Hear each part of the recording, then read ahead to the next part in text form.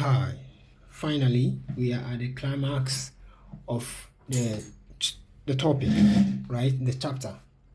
So, we were talking about the arithmetic operations on surds. We did the addition, subtraction, and multiplication. And I told you the division is a special form which you may not be asked directly to do it, but when you are doing it, there are some cues that you have to see or know. Then from there you do it accordingly. So here the technical term for the division of surds is what we call rationalization. We are rationalizing the question or whatever problem we have been given.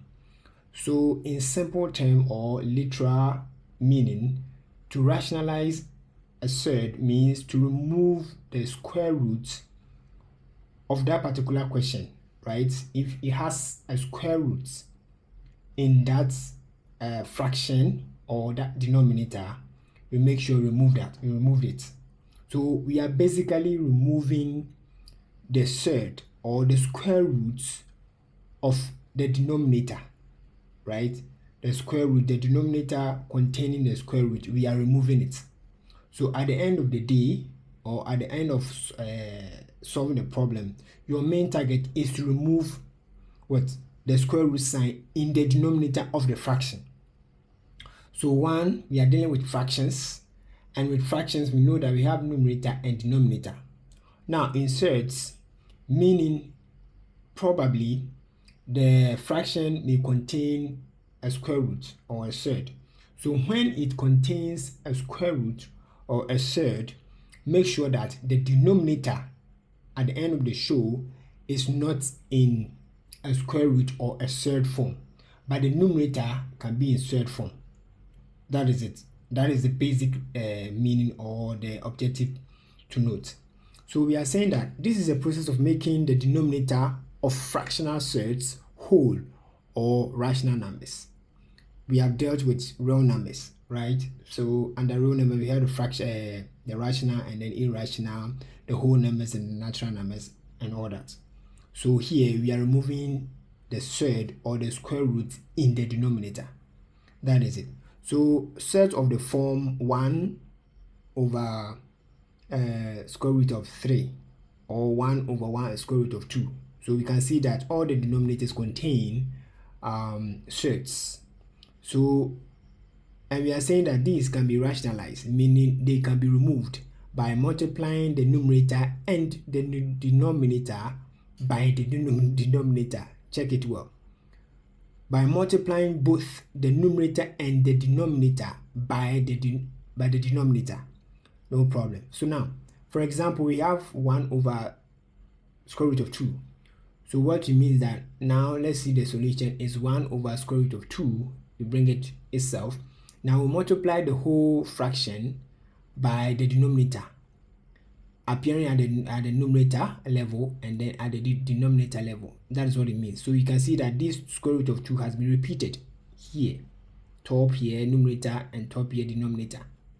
Now the moment we do that, I know for people who are very intelligent may see that, okay, we have square root here, square root of 2, we have square root of 2. Then why don't we just cancel ahead and then continue? Because in the multiplication of the sets, this is what we were doing.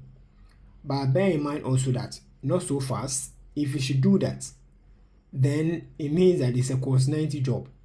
Because if I should cancel this and cancel this, at the end of the day, I'll have 1 over square root of 2, which is back to this. So in essence, I didn't do anything, right? We didn't do anything. So, and that's not what we want. So the objective should be at the back of our minds, or yes, that we are removing the square root as the denominator. But if you should cancel this and that, we are going back to the same thing. That means you have not done anything. So we hold your horses and then we find another way to maneuver. So if you should do that, now we have this one, right? Multiply it by this, give you this, right? And now this square root times square root, we know this property already, right? That will give us this. So into brackets square root of 2. squared. That's what it means. This and by this, that's what we get. And then this by this, 1 times this. 1 times any number is the number itself, right? So once we get this one appears the same way. But now here, this property, what do you get? We know already that this is the same answer as the digit or the figure here. That is 2. If you have forgotten, check the previous videos for that purpose. So because we know that we have learned that property, so that is it. So the same thing will be applicable the same way. 2 over what? Square root of 3. Now multiplying this denominator by the whole thing again, we have this, right? So now multiplying 2 by this, we give it 2 square root of 3. Now the 3 squaring it. Now we know this. So you realize that whatever we have been doing so far, at the end of the show, we can see that the square root, the denominator, the square root of denominator, right, has been removed. Check here, it has been removed. So our target is on the denominator, not on what? The numerator. So at the end of the show, we should get what? A real number, yes, or a rational number, or a whole number. And this is what we have gotten. The same thing is here. If you should continue here, also the same thing, right? At the end of the day, it has been removed, and we have this, right? So it's as simple as ABC. Now let's go and do more complicated what? Math. So stay tuned. Now here we have this example. It's quite a bit involving, so I intentionally chose that. And I'm not going to do the calculation, be writing them. I'll be talking. And at the end of the day, some of them, unless you put your pen down, I mean you pen down things. If you don't do it, you won't know why the answer, we arrive at a particular answer or so. So we'll do that. I'm not going to write them. So now we have square root of 2 plus square root of 5 all over square root of 10. Now you can see here, there's a square root in it.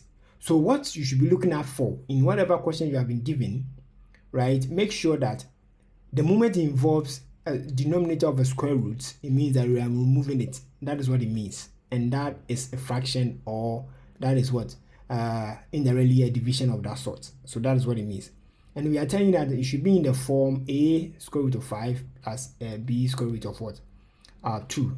This is a clue that they are giving you, that at the end of the show or the calculation, your answer should be in this form. So the a could be a number, b could be a number, but these roots should be the same. So now let's see, and they are telling us that a and b are members of real numbers. We know what real numbers are: fractions, rational, irrational, natural numbers, and all that. So this is what we mean. Now, this is a solution. We have square root of 2 plus square root of 5 over all over square root of 10. So we will group them this way over this. Now, the first method is what? Make sure that we multiply the denominator by the same thing up and down as the numerator and denominator. So this becomes a numerator and denominator by multiplying the whole fraction. So when you do that, you realize that we are getting 2 square root of 5 plus 5 square root of 2 all over 10. Now, the reason being that here, let's tackle the denominator first. Multiplying this by this will give us 10. And you know why it is 10. Because we are squaring both. We are squaring it. So we multiply itself. That is it. Now here, there's a bit of a calculation that you need to do. We are meaning that we are multiplying this square root of 10 by these two what? Numbers. And that is expansion. So do that. Do that yourself. And you come up to see that we are having 2 square root of 5 plus 5 square root of 2. If you don't get that, you are doing it wrong, and you have to watch the videos to do that. I told you we are building up the blocks, so we will not be wasting time to going back. You should know this. So when you do that, this is what you get. If you arrive here, then you are on the right track. Then you can follow and do this. So in the end, you should have 2 square root of 5 plus this and that, right? Then the total here, or the result, should be this form, which they give you the